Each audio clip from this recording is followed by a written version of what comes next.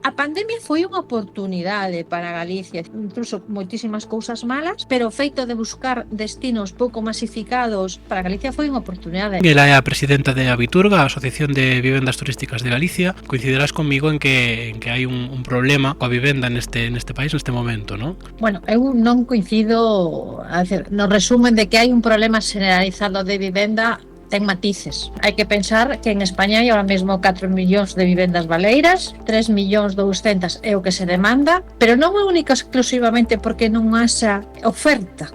A verna tamén a hai. O que tamén hai é unha inseguridade xurídica por parte dos propietarios. Eso é un tema que non me interesa tratalo. En Galicia, cal é o perfil habitual de propietario que xestiona as vivendas turísticas? O perfil de Galicia é todo pequeno propietario. Máis dun 85% é un propietario, unha vivenda. Con estas medidas que se están levando a cabo en certas cidades de que teño que ter un bloque inteiro para poder alugar, estamos poñendo en bandexa as propiedades, os grandes tenedores e os fondos de inversión. E o que se está facendo, que eso está pasando xa nas grandes cidades, é que estes fondos que teñen cantidad de diñeiro inmenso, pois a lo mellor por a miña vivenda danme o doble de realmente o que vale. E ao final vanse a facer co control do edificio. E iso é o que está pasando.